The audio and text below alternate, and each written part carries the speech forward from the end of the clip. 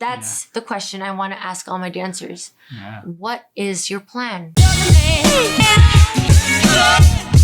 The goal is to pay my dancers. What they do with it ultimately is up to them, which is something that Liz and I were talking about, which is have like financial literacy for dancers, because it's definitely, I think, a gap in the market in regards to.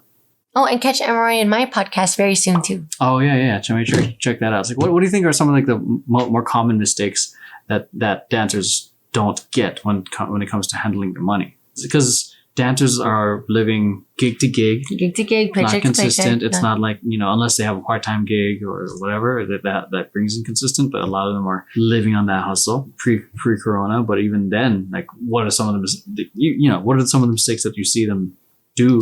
Don't do? Everyone needs to handle their money a lot more. That not just dancers, just everybody. But I think it really starts with the spending habits. It starts there. Like, not going out so much, I'm being honest, not going out to eat so much with your friends, like learn how to cook, not shopping so much, not like, oh, I need shoes to dance. I'm all like, no, you have shoes to dance. You've been surviving off of that. You don't need new things until it's completely gone. Like, really being more resourceful and really knowing what you need and what you want. So it starts with the spending habits first. And then here's another thing that I really want to share to the whole world is that, like, yes, know and learn about not just where you're spending your money and not just how you're budgeting your money, but where you are putting your money. And you really need to be careful and educate yourself with money. And that's the one thing that me and my husband really wanted to do was, if we were to earn more money, even though we're blessed to where we are, we're educating dancers or college students, and he's doing physical therapy. We are great with money and we are blessed with money and we know what to do with our money. But the one thing that we wished we did back in our 20s or even in our teens, I'm being honest, is to really value it a lot more. Yeah. Learn about the 401k, learn about the Roth IRA, learn about like tax-free taxes, the different accounts that they offer. Yes, it sounds boring and you're like, yo, I'm not going to need this, but I'm all like, you guys, you invest your money in classes. You invest your money in shoes. You invest in money in trainings. You invest in so much money just for the choreographer to notice you. You have to learn where your money is going and learn to control where your money is going and take ownership of that money. And the one thing that I really want to share with dancers is you're going to constantly invest being that professional dancer. Mm-hmm. You're going to constantly invest. And yes, go for it. Invest. Get those headshots, get those reels, get those auditions, nail it. But once you get that dream gig, what is the plan? That's the question I want to ask all my dancers. Yeah. What is your plan? Because if you're going to just spend all of it on something, you need to replan. Yeah. Just put all that in. Fucking put it to rent or put it on some. Yeah. And I'm just like, my business with my husband is just to educate our dancers in different vehicles, diversifying their portfolios, knowing where to put their money and investing in the right places. Because I'm being honest, my family never taught me that. Yeah. And the only advice, and it was useful advice, I will say this, was don't spend what you don't have. And they are absolutely right. But that's all they told me. When I'm like, there's a strategy to it. There's a game to it. Just like how you guys are investing, the game on how to get noticed with your choreographers. The game on how to invest in getting those headshots and getting those reels to get noticed, to promote yourself as a dancer. Yeah. It's the same thing with finances. It's the same exact thing. And my husband and I just want to create that safe space for all of you dancers to discuss finances, because you will get there.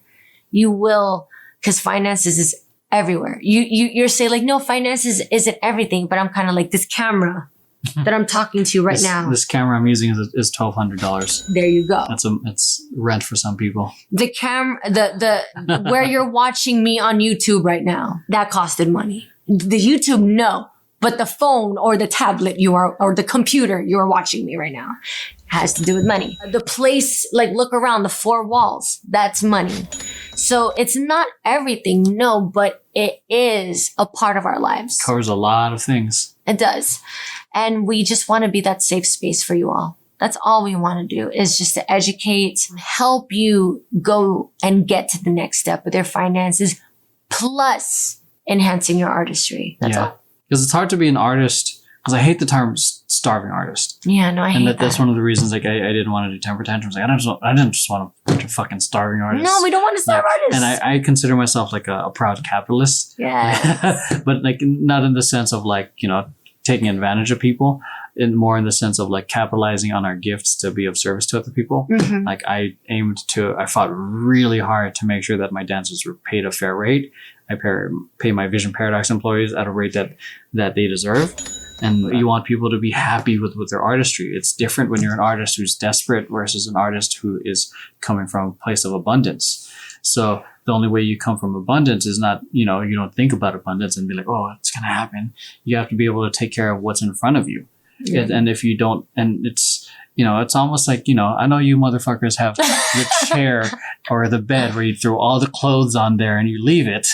You know, it's like that, you know, and I have that too, but it's not until you take care of it, you know, like all the dirty laundry that it's, you know, clean, so to speak. Yeah. So it's the same. Like, I think it's many aspects as well. There's many aspects in our lives that our dirty laundry is just there. We're not taking care of it. So finances, I think, is just one domain of life. Obviously, personal health is one of it. Family, loved ones, mental health. Mm-hmm. There's a lot of aspects. It's going to be different for everyone. Amen. But it's definitely everything at least needs to be maintained or at least acknowledged. And I do go by this quote by Ed Milet that is really good, like really well known in our financial business. But he mentioned that like that normal quote that everyone says, like, don't work harder, work smarter. But he actually said he didn't believe in that. And I'm like, oh my God, so what does he believe in? He said like, yes, work smarter, but also work harder. And I'm like, oh, I like that. Well, it's because like you need to be smart with your money. You need to be a smart dancer whenever you guys are on that audition. You have to be smart with your finances and whatever it is that you're going to be prepared for life. You have to prepare yourselves mentally, physically, and emotionally. That's just working smarter. But harder is because you know you're passionate about it.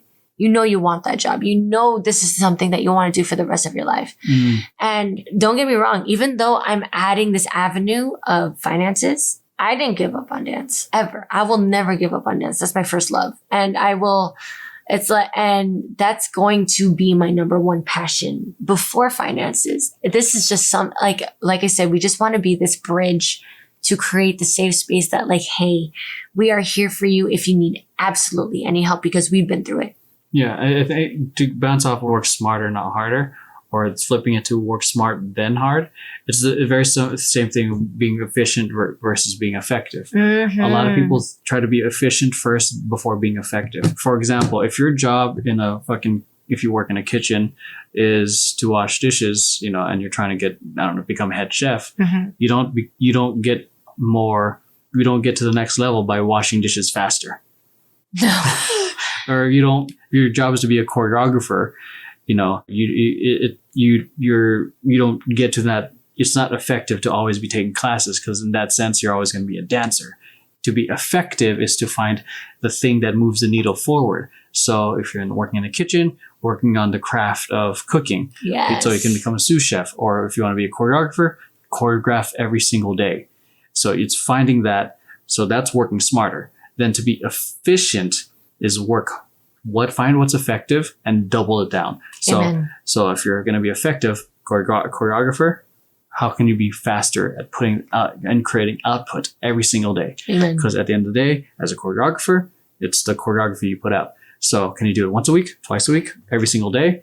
You increase your output, you increase your practice, you're effective and working harder at the same time. So be effective first before you are efficient. Let's go. So.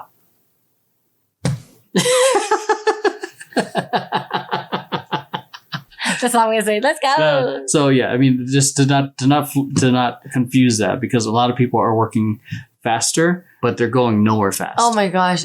We're a big believer of it's all about the quality, not quantity. Yeah, because and that's one thing that I like to bring into Temper Tantrum, because we're doing a lot of these extra trainings. I think like when I first started, like I don't want to do any extra trainings. So I'm like, you should be knowledgeable, at least in the craft.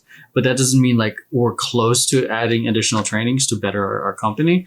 Like if you want to bring someone to teach you guys a style, we'll do it. But we also want to add other things that will make them, I think, be not just a well-rounded dancer, but a well-rounded individual. Yes. Because like at the end of the day, like again, this goes back to me like, oh, I want to pay my dancers, but what they do with that money is up to them. I don't want to end up paying dancers, say I'm paying them $1,500 a month and they're still fucking broke. What's the point of that then? So that's the point of it, like of having to teach them like how to handle their money. Because I know people who are earning some pretty good money, but fucking have shit spending habits. Yeah. And then, and then other things I want to add for Temper Tantrum is obviously learning how to become their own personal brand. Because like I was telling you guys, I believe that the personal brand is going to be the ultimate leverage eventually in any future economy. For whether it's a micro influencer, nano influencer, it's going to give you leverage separate from the company you're working for. Because if you have a platform, you have attention, which is what people will buy. So, which is what I'm trying to do with Temper Tantrum. Like my idea, and I think I don't know how often I've shared this. My idea is that everyone in Temper Tantrum is like a cast, like on Friends. Like, oh, that's a Joey. That's a Joey. That's a Rachel. That's a Monica. Yeah. So when people look at us, oh, that's a Liz, such a Liz thing to do. That's what I'm thinking, because ultimately people connect with personalities, which is why I'm doing the podcast. I love that. So, and then people buy into the personalities, and then people potentially buy merchandise or whatnot. But ultimately people buy into those personal brands, and those personal brands, I want my dancers to have their own personal brands. So much so that they can eventually leave Temper Tantrum to do things on their own, because it's cool if they stay, even better if they leave, because they can, not because they suck, but to the point where they can support themselves, which is like, I don't know. It sounds weird because I don't think any employee or employer wants their employees to leave, but like I'd like them to be able to do that, because then they got to grow eventually. Yeah, because then they grew into their own thing and they blossomed out of it. But who knows? They're nice little things I'm imagining for the company. We're only like under a year in, but we got some nice wins. We got a Kickstarter funded. We got 2 films coming out. So, but